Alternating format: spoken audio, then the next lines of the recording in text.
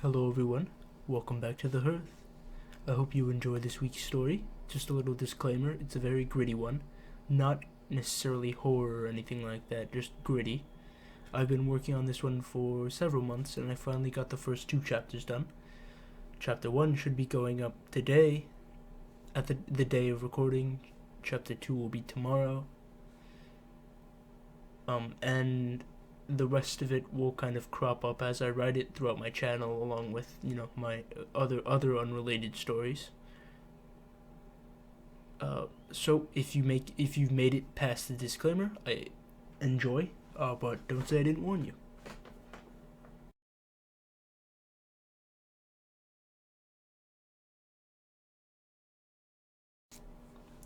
Kent, James, and Elfie.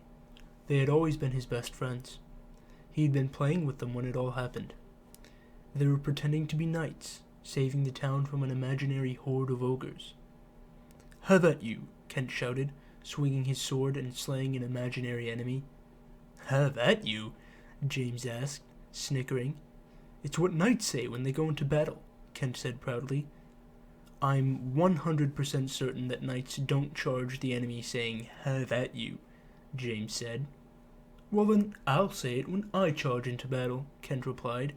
"I'll make it a thing." "I'll say it too," Alfie joined in. "It'll be our slogan." Will laughed. "That's going to be our slogan?" Kent swung his wooden sword in what he imagined to be a very knightly fashion. "Of course. It'll be the most famous slogan in the ruined country." At 13, every boy dreamt of being a hero, fighting monsters and saving innocents.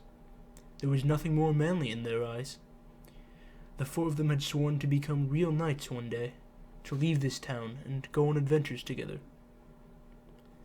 But this was the ruined country. There are no knights, and adventures were only for those who survived. The attack happened so fast the guards were overwhelmed before they knew what was happening. The town was prepared for monster attacks, but it didn't really matter. There were so many beastmen that they simply threw themselves against the gate till it came crashing down. The boys were in the fields near the walls, so when they saw the first of the rear forces scaling the walls, it was already too late. Fires sprung up across the town as beastmen rampaged, the wails of the townspeople drowning out the wails of the boys. Will made it the farthest, but that wasn't saying much. From where he lay, he could see Kent's body. The boy's legs had been torn off, and his head was twisted at an odd angle. James was moaning somewhere off to his right.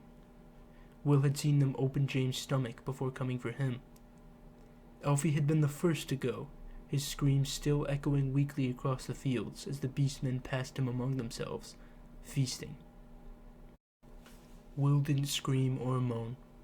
He had lost too much blood to do either, even if his throat had been intact. There was a hole in his chest from where one of the beastmen had forced their hand through. He simply bled onto the ground, his vision fading, his mind roaring. "I don't want to die," he screamed in his mind. It was one all-consuming thought. "I don't want to die. I don't want to die. I don't want to die. I don't want to die. I don't want to die. I don't want to die. I don't want to die. I don't want to die." His eyes fluttered open. His head was laying on something soft. Some kind of pillow?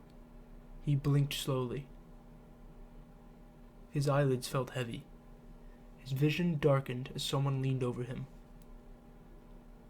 White hair hung over his face. "Close your eyes and rest," said a soft, kind voice. "You're not finished healing yet." A cool hand rested on his forehead, and as he sank back into unconsciousness, a warm light spread over his body. Will bolted upright. He blinked, shielding his eyes from the sun. Had he been asleep? Was all that a dream? He wondered. Or maybe some kind of nightmare. He touched his throat, then his chest. They were fine. Not even a trace of injury. He looked around. He was leaning against a large tree on a hill he didn't recognize.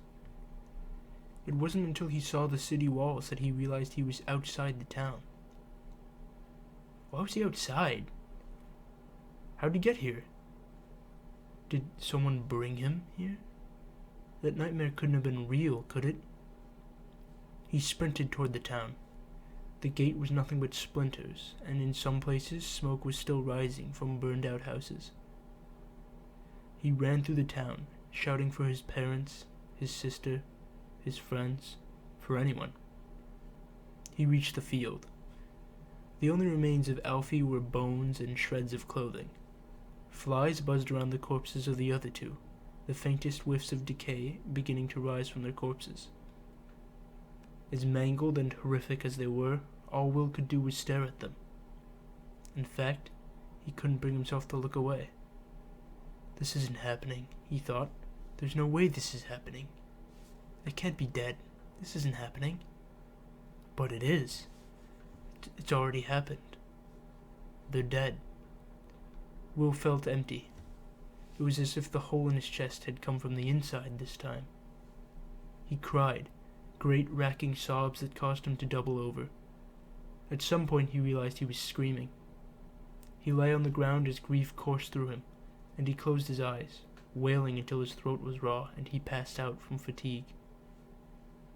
It was night when he woke.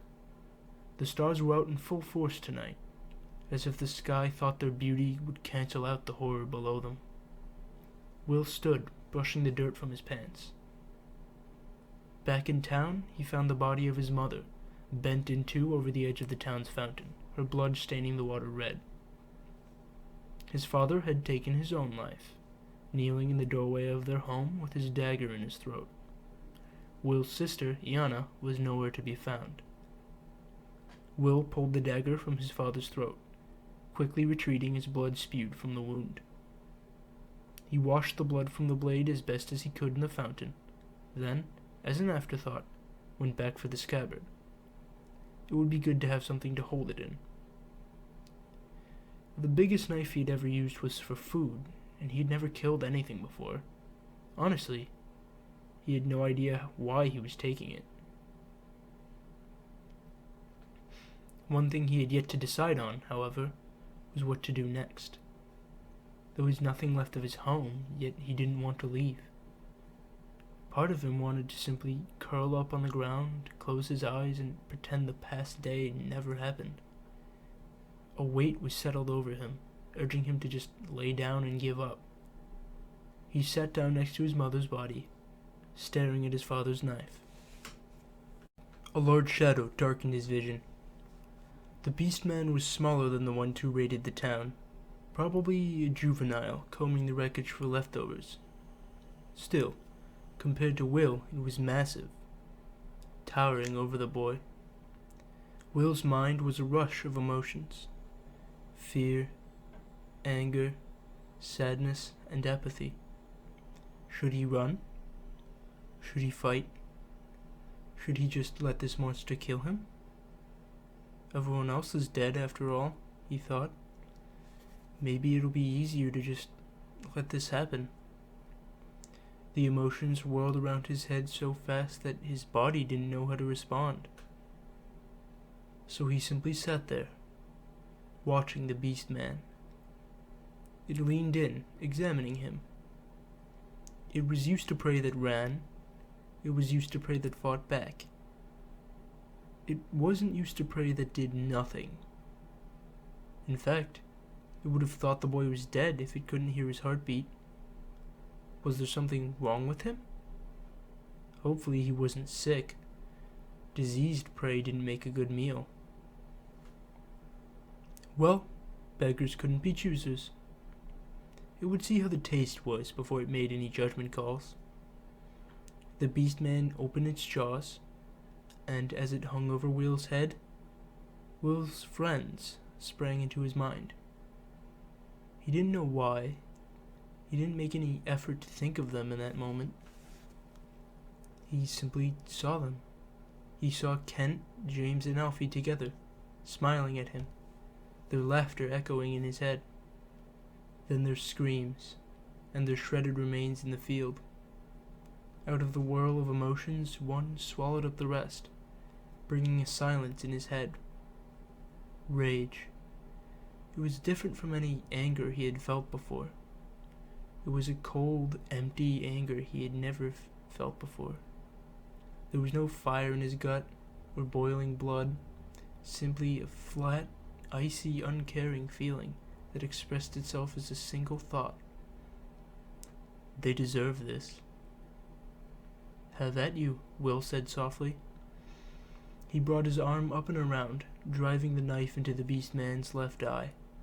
The creature howled in pain, stumbling backwards. Will stood, advancing slowly. It was odd.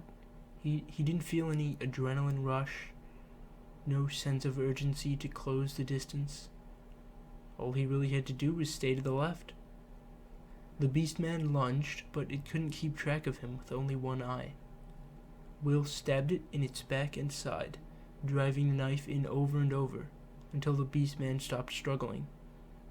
It gasped weakly, blood rapidly pooling beneath it. Eventually, the gasping stopped, and the beast man stopped moving altogether.